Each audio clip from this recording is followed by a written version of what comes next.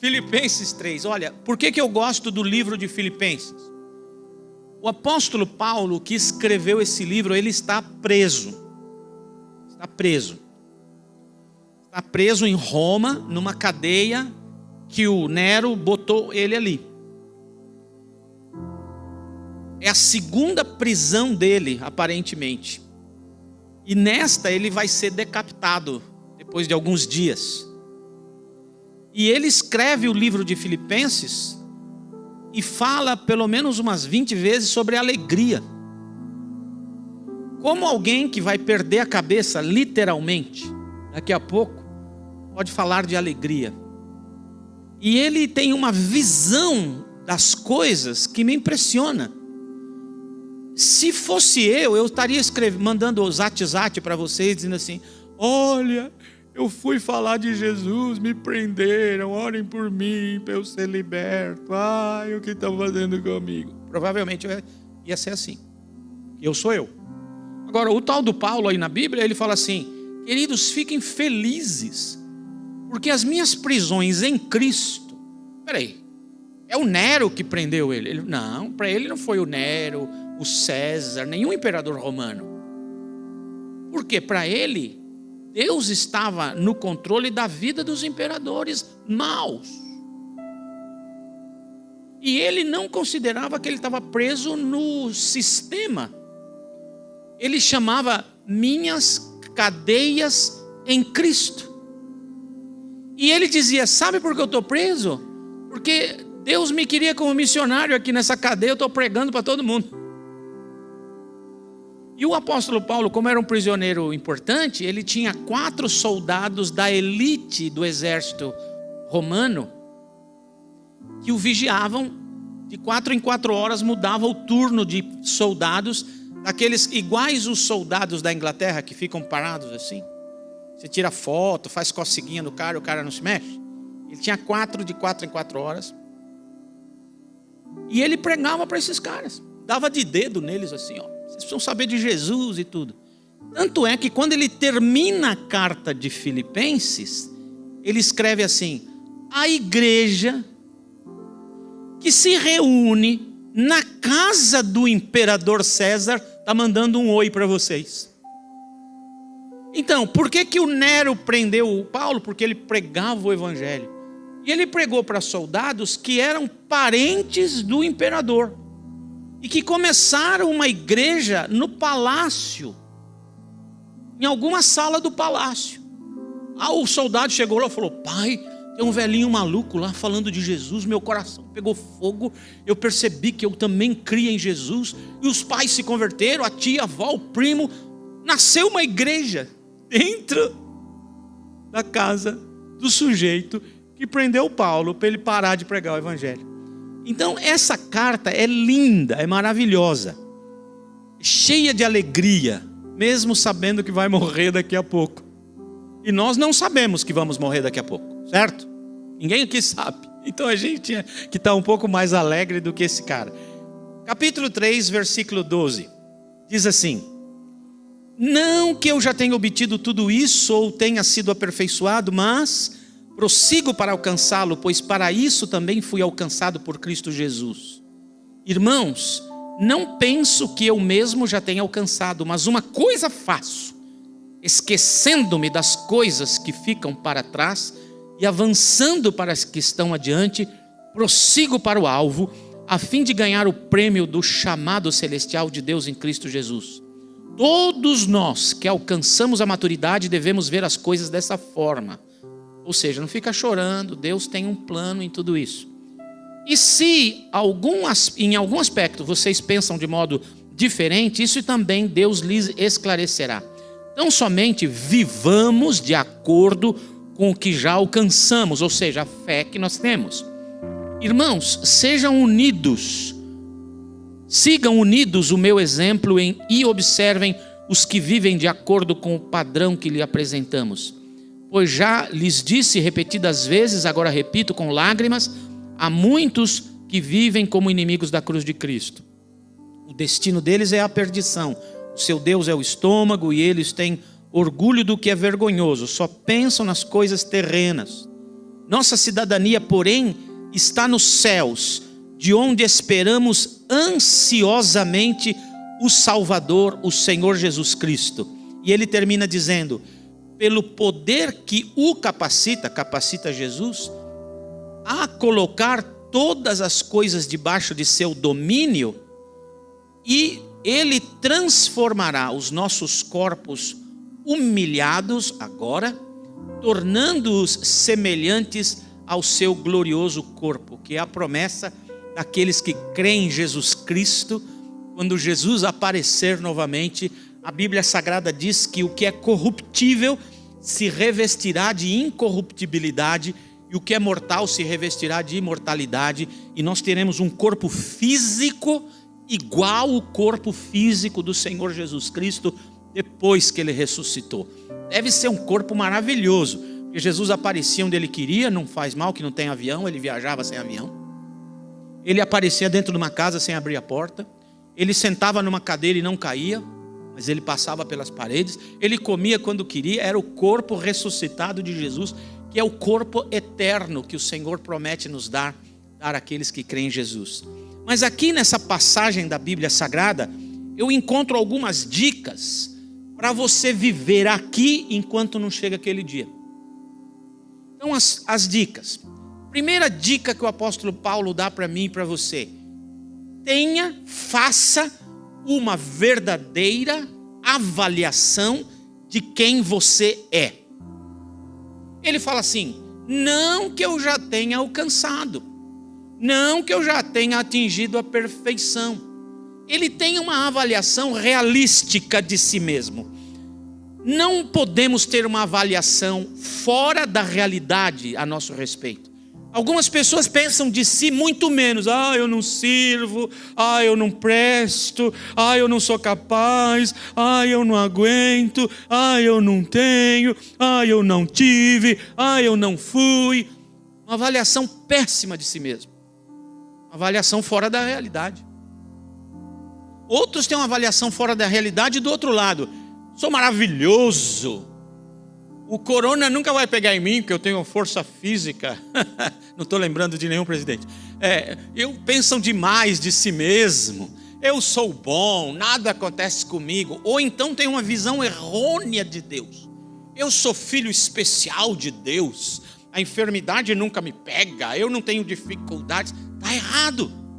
A Bíblia Sagrada pede que tenhamos uma visão realística de nós mesmos. Romanos diz assim: ninguém pense de si nem de mais nem de menos, mas realístico. Lógico que o pessimista e o otimista estão fora da realidade.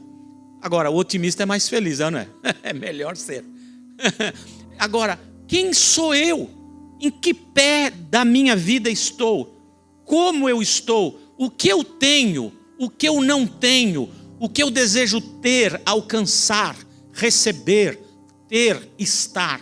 Faz uma avaliação honesta de você mesmo como família. Às vezes, por falta de uma avaliação de quem somos, como estamos, onde estamos, nós não progredimos. Nós não progredimos, ou porque acha que está tão ruim que não vai arrumar mais, ou porque acha que está tão bom que eu não preciso de mais nada. E você vive numa zona de comodidade e não tem crescimento.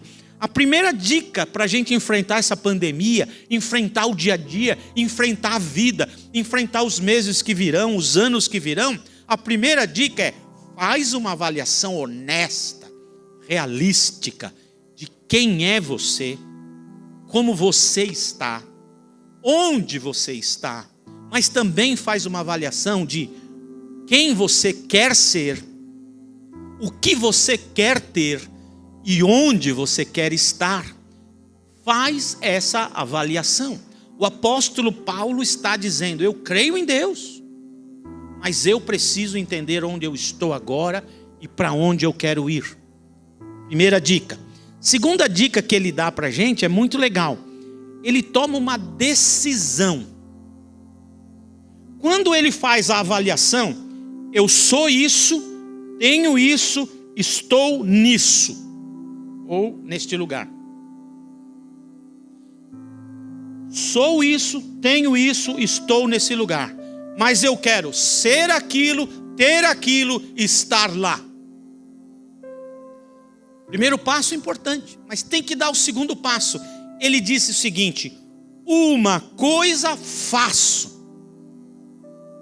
Uma coisa faço. Ele tomou uma decisão. Ele premeditou o que ele ia fazer. Ele não vivia igual rolha na lagoa, que vai onde o vento leva. Ele tinha vela e timão no barco da vida dele. Ele sabia que estava aqui, era isso, tinha isso, mas eu quero ir lá. Então ele ajustou as velas para ir onde ele queria estar, ser quem ele queria ser, ter o que ele queria ter. Sabe qual é o maior problema da humanidade? O maior problema das pessoas é que elas não têm nada, não se transformam em nada, porque elas não têm noção do que elas querem. Primeiro, não sabe quem eu sou, ou acha que não vai resolver mais, que é assim mesmo. É aquela síndrome de Gabriela. Lembra a musiquinha? Gabriela, eu nasci assim, eu sou assim, eu vou morrer assim. Não, só é assim corintiano. Corintiano é que não tem jeito. Não, tô brincando, eu sou corintiano. Não, gente, essa síndrome de Gabriela não pode. Então, quando eu faço uma avaliação, eu falo, eu sou assim, estou nisso, tenho isso, não dá o passo importante, que é decidir o que quer ser, o que quer ter e onde quer estar. E olhe bem como eu coloquei os verbos. O que eu quero ser e o que eu quero ter e onde eu quero estar. Por que eu coloquei dessa maneira? Porque tem pessoas que pensam errado. Elas pensam assim: se eu tiver dinheiro, eu vou ser feliz. Eu também. Se eu casar com aquela pessoa, eu vou ser feliz. Se eu tiver esse emprego, eu vou, sabe? Se eu ter, eu vou ser. E isso está errado. Nós não podemos ter para ser. Nós temos que ser para ter. Entende a diferença? Nenhum amém? Obrigado. Então, eu preciso ser essa pessoa, porque quando eu sou isso, eu conquisto o que eu quero e alcanço o lugar que eu quero estar. Então ele tomou uma decisão. O que significa essa decisão? Significa foco. Decide o alvo e focaliza. Sabe o que acontece quando você focaliza uma coisa? Eu gosto de treinar no alvo. E o meu treinador sempre fala: postura, fica em triângulo com a arma, aponta direitinho, vai mover só o dedo, não pode mover a mão, dá um monte de instruções para mim. E eu fico olhando o alvo. Quando eu fico olhando o alvo, o resto que está em volta desfocaliza. Quando você focaliza em algo, o resto desfocaliza. Agora, se você anda sem focalizar, você olha em muitas direções, sente muitos sons, muitos sabores, muitos convites e não vai a lugar nenhum. Uma coisa faço, decide onde eu quero, o que eu quero ser, o que eu quero ter, onde eu quero estar. E foco significa não desvia.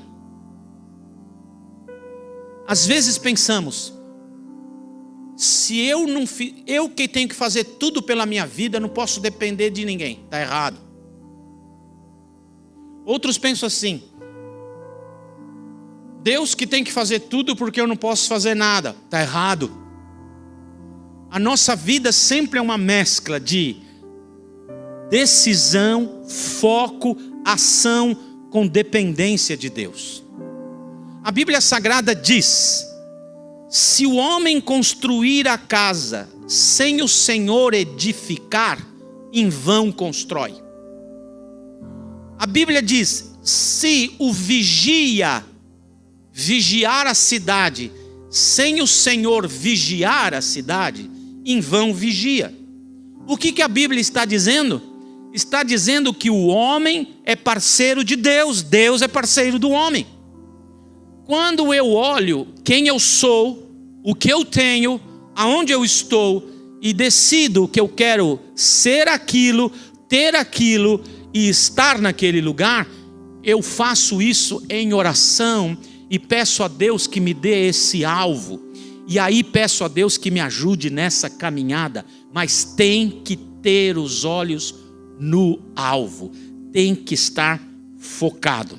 Terceira dica, muito importante: liberte-se do seu passado. Olha o que o apóstolo Paulo diz: esquecendo-me das coisas que para trás ficam, avanço para o alvo.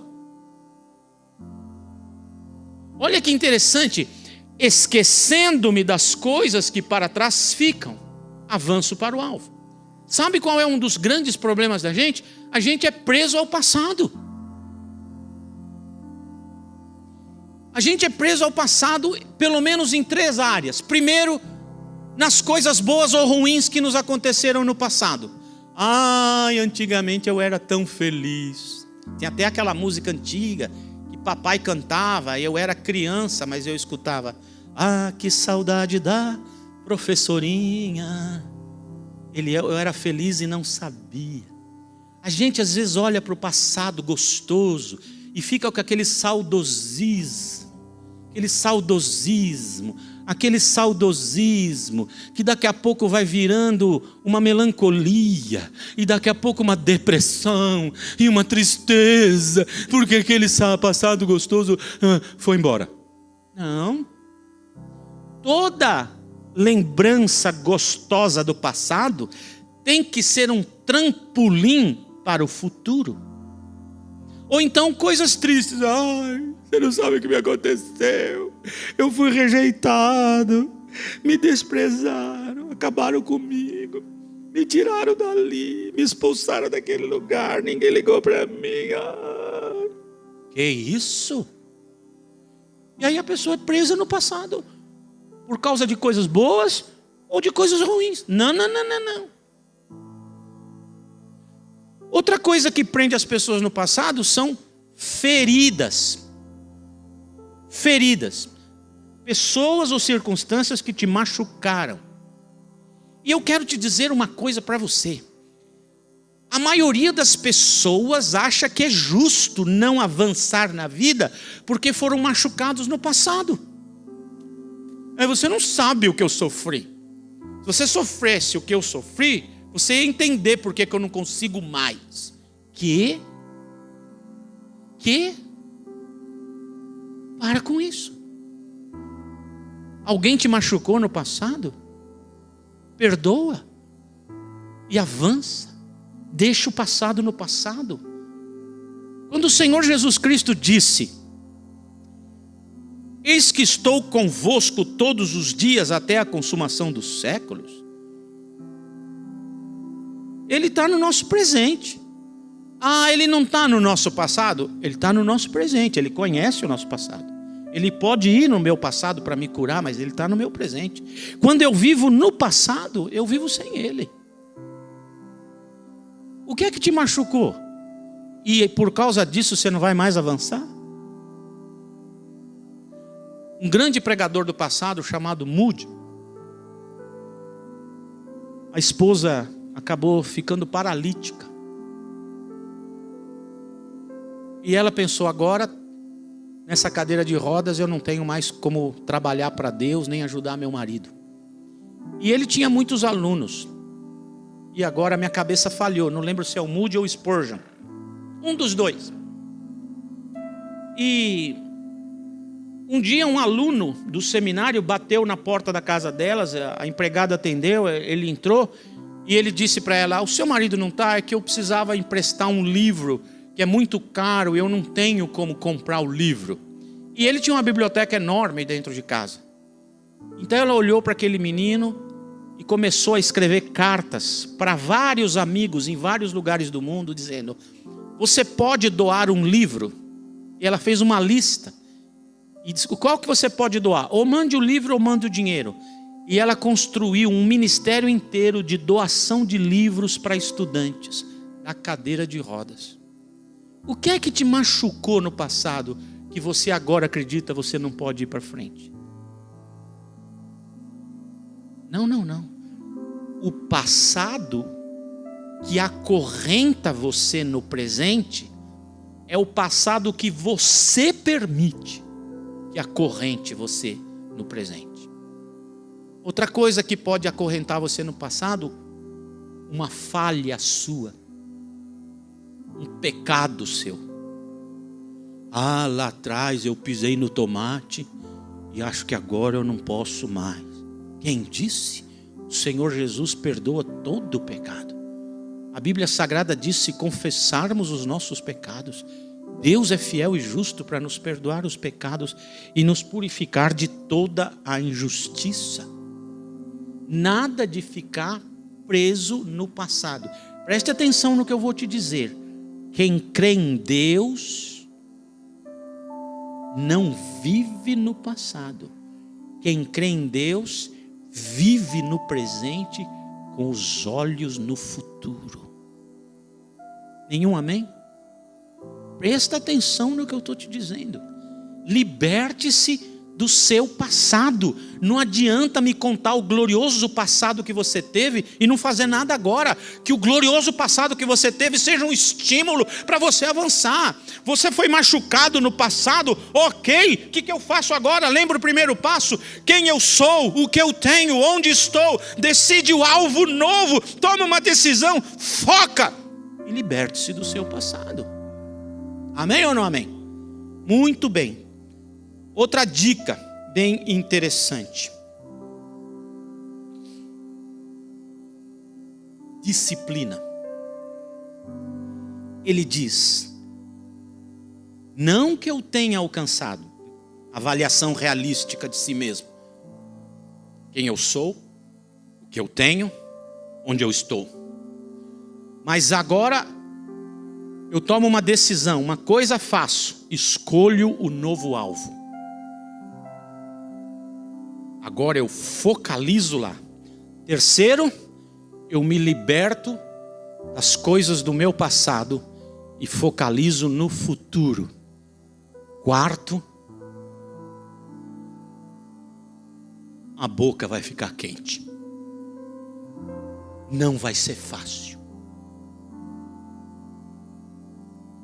A minha vida não será um mar de rosas. Eu vou ter que enfrentar obstáculos para chegar lá. Para ser, ter, estar, eu vou enfrentar obstáculos. Mas sabe o que o apóstolo Paulo diz aqui? Eu prossigo. O que é essa palavra, eu prossigo? Eu tenho força de vontade e disciplina, custe o que custar, para me manter na direção do que eu desejo. Sabe como que a nossa igreja vai crescer? Quando eu e você, nós dois, olharmos para o futuro e imaginarmos centenas e centenas de pessoas conhecendo a Jesus e tendo a vida delas transformada. Eu não tenho visão de ter a maior igreja da cidade. Eu tenho a visão de ter a maior igreja do mundo. Mas não para minha glória. Eu quero que muita gente se converta, crê em Cristo, tenha uma vida transformada, um lar transformado, uma vida pessoal transformada e ainda ganhe a vida eterna. Esse é o meu desejo. Essa semana eu li a história de um pastor inglês. Ele morava na Inglaterra e foi convidado por uma igreja nos Estados Unidos para ser pastor da igreja. Então ele veio pregar. Alguns anos antes, a esposa dele tinha falecido. E ele tinha uma filha de 6 anos. Não tinha se casado novamente ainda. Então ele resolveu aceitar o convite para vir nos Estados Unidos e pregar. Só que o navio que ele pegou foi o Titanic, como a gente fala. Ele pegou o Titanic. E nós sabemos a história do Titanic. Sabe o que ele fez? Quando o negócio começou a afundar, pessoa por pessoa do barco, ele perguntou: você crê no Senhor Jesus Cristo? Então creia, aceite Jesus para você não morrer para o inferno e morrer para o céu. E vários aceitaram Jesus e vários negaram a Jesus. E ele chega no corredor com o navio afundando já, fala para uma pessoa: você quer Jesus? Ele falou: não. Ele tirou o colete dele e falou: então você vai precisar. E quando o barco afundou, ele estava nadando na direção de um barquinho que tinha algumas pessoas dentro, e ele encostou no barco assim, olhou para a pessoa e disse: você crê no Senhor Jesus Cristo? O sujeito falou: não. Ele afundou, mas aí ele voltou, ele falou: você crê no Senhor Jesus Cristo? O cara olhou para ele e disse: creio. Ele afundou e morreu. E a filha de 6 anos foi resgatada, foi devolvida à família, os familiares na Inglaterra, cresceu, se casou com um pastor, teve a vida dela. 4 anos depois do afundamento do Titanic, houve um culto numa igreja americana de ação de graças pelos sobreviventes. Morreram mais de 1.500 pessoas naquele acidente. E uma das pessoas foi dar o testemunho. Subiu lá no púlpito e disse assim: eu estava no barquinho e o pastor veio nadando naquela água congelante. Perguntou 2 vezes para mim se eu queria Jesus. Na primeira eu falei que não. Ele submergiu, voltou, gritou comigo, e pelo rosto dele eu aceitei Jesus. E eu posso dizer com toda certeza: eu sou a última alma que aquele irmão, que aquele pastor ganhou para Cristo. Se você me perguntar como eu quero morrer, não afogado, mas eu quero morrer falando de Jesus para as pessoas, porque não tem coisa mais gostosa, mais importante na vida do que crer no Senhor Jesus e convidá-lo. A Bíblia Sagrada diz: todo aquele que crê no Senhor e com a sua boca o chamar, ele entra no coração. E se ele entra no coração, ele perdoa os pecados, ele dá uma nova vida nessa vida, e a vida eterna com ele para sempre. Que é sobre isso o apóstolo Paulo está falando. Mas ele sabe que para alcançar o alvo dele, vai ter que ter disciplina. Nós vamos ter que nos esforçar para termos igreja. Nós não vamos ter uma igreja simplesmente porque a gente deseja. Nós vamos ter que nos esforçar. Quem você é, o que você tem, onde você quer estar, definir o alvo, focaliza, toma decisão, focaliza, esquece o passado e disciplina. Olha, nós estamos num clube, numa escola de futebol. Uma escola de futebol. Os meninos vêm aqui e treinam muito. Fisicamente, tem que estar bem. Tem que saber correr, tem que saber frear, tem que saber vir de costas, tem que saber driblar, tem que saber, treino. Para quem sabe, e jogar lá no Real Madrid, no Barcelona, ou num outro do nível assim, Corinthians, né? Precisa disciplina, muita disciplina, mas é verdade para mim e para você. O que eu quero dizer é: não desanime por causa das dificuldades.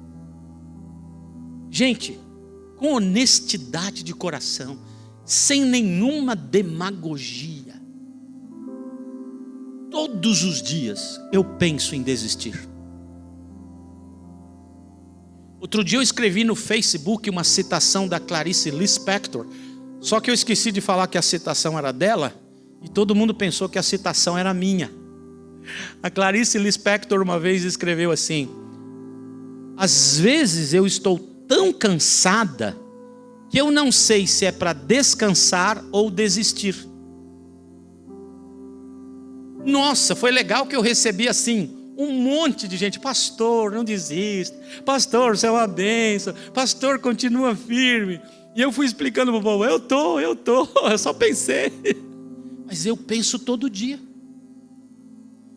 Quando a dor no braço vem, a dor no joelho vem, a dor do lado vem, você sabe que eu estou na fase daquela ave, né? Quando eu era pequenininho, eu era pardal, pulava para lá e para cá. Depois eu cresci um pouco, virei andorinha. Voava sem direção nenhuma, mas adorava voar. Depois eu virei um gavião, comecei a caçar a gatinha com quem eu casei. Gavião. Agora eu passei agora há pouco pela fase da águia, sábia, voos direcionados, premeditados. Eu já estou entrando na fase daquela ave chamada condor. Condor aqui, condor ali, condor em tudo que é lugar. Gente, às vezes vem umas dores na alma, na mente, um desânimo, uma canseira. Ah, não, Deus, that's ok, está na hora. Mas sabe o que eu aprendi aqui na palavra de Deus? A Bíblia diz: não desanime, permaneça firme. Deixe-me dizer uma coisa para você: sofrimento, canseira, é por um pouco de tempo. Desistência é para sempre. Não desiste do teu casamento. Não desiste de teus filhos. Não desista dos teus pais. Não desista dos teus estudos. Não desistas do teu trabalho. Não desista dos teus sonhos. Não desista da tua igreja. Não desista de Deus. Não desista. Tem que ter disciplina. Disciplina. Disciplina. E chegaremos lá. O que o apóstolo Paulo está dizendo para a gente? Isso. Irmãos, felicidade não é uma coisa que eu tenho, nem um lugar que eu chego. Felicidade não é uma coisa que eu tenho, nem um lugar que eu chego. Felicidade é um jeito de percorrer o caminho. O caminho pode ser duro, mas eu posso ser feliz por saber que a dureza do caminho está me deixando forte para alcançar a realização dos meus sonhos. O caminho pode ser dificultoso, difícil de caminhar, de escalar, de descer, de transpor, mas eu sei que cada momento duro da minha vida é meu Deus me treinando e capacitando para alcançar ser quem eu quero ser, ter o que eu desejo ter e estar onde eu desejo estar, porque eu quero ser o que Deus deseja para a minha vida, quero ter o que Deus tem para a minha vida e quero estar no lugar onde Deus deseja que eu esteja. Amém? Amém mesmo? Então vamos ficar de pé e vamos orar.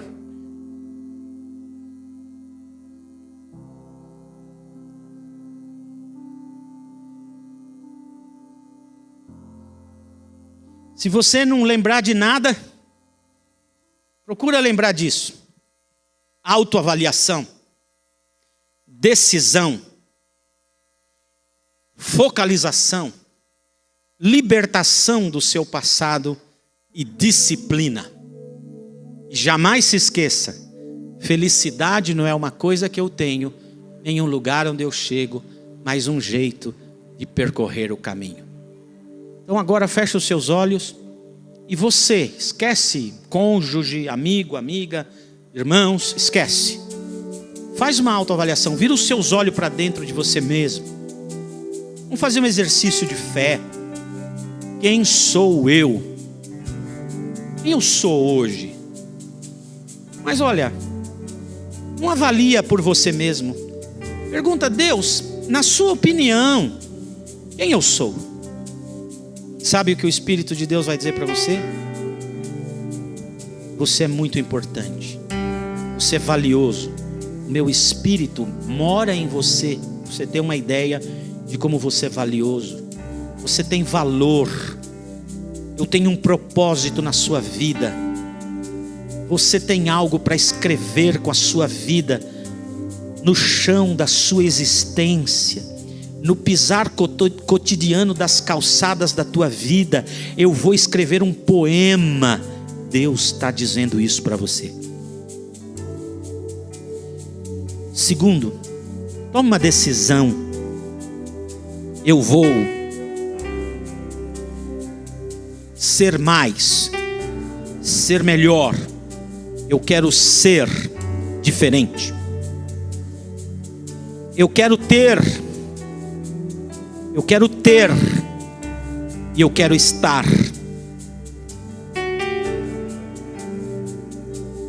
Eu quero ter essa faculdade, eu quero ter este estudo, porque eu quero ser um médico, eu quero ser um piloto, eu quero ser um atleta, eu quero ser um professor, eu quero ser um engenheiro, eu quero ser um arquiteto, eu quero ser um cientista, eu quero ser um físico, eu quero ser alguém que trabalha com inteligência artificial. Eu quero ser, e para isso eu quero ter esta escola, esta faculdade, e eu quero estar num lugar onde eu posso ser uma bênção às pessoas ao meu redor. Onde quer que eu esteja, física, geograficamente falando, eu quero ser uma bênção onde eu estou às pessoas ao meu redor. Agora, toma uma decisão, igual o apóstolo Paulo. Uma coisa faço. Qual é a uma coisa que você tem que fazer? Qual é a uma coisa que você tem que fazer? Estudar mais? Se aplicar aos livros e aos cadernos com melhor qualidade? O que é uma coisa que você tem que fazer? Elogiar mais o seu cônjuge? O que é uma coisa que você tem que fazer? Trabalhar mais? O que é essa uma coisa que você tem que fazer? Fala: Senhor, eu quero ser assim, ter isso, estar nesse lugar. E agora, focaliza, desfoca o resto, desfoca o que não te ajudará a alcançar o teu alvo. Terceiro, liberte-se agora do seu passado. Fala para o seu passado: tchau. Não importa o que o passado fez com você, importa o que Deus fará com você a partir de agora. Dá tchau para o seu passado. Liberte-se. Você pode, a decisão é tua. Dirija a sua vida com os olhos no futuro que Deus tem para você. No futuro nesta terra e no futuro na volta de Cristo, quando seremos transformados e teremos vida eterna. Foca assim. Não se preocupe, nós vamos ter dificuldades na vida, obstáculos, montanhas, vales, abismos, rios, mares, tempestades, tudo para passar por isso. E vamos passar, porque cada dureza da vida, nós ficaremos mais duros, mais fortes, mais inquebráveis, mais invencíveis. Olhe daqui para frente, toda e qualquer pandemia, toda e qualquer doença, todo e qualquer obstáculo, todo e qualquer isolamento, toda e qualquer dificuldade, como exercício de Deus para você ficar forte e vencedor, vencedora. E jamais se esqueça que a sua felicidade não é uma coisa que você tem em um lugar que você está. A sua felicidade é um jeito de percorrer o caminho. Se você olhar para as dores do passado e para as dificuldades do presente, você não será feliz. Mas se você se libertar do seu passado e olhar o seu presente como oportunidade de Deus para você ficar forte e vencedor, então você caminhará em felicidade. E você será o que você deseja, terá o que você sonha e estará onde você deseja.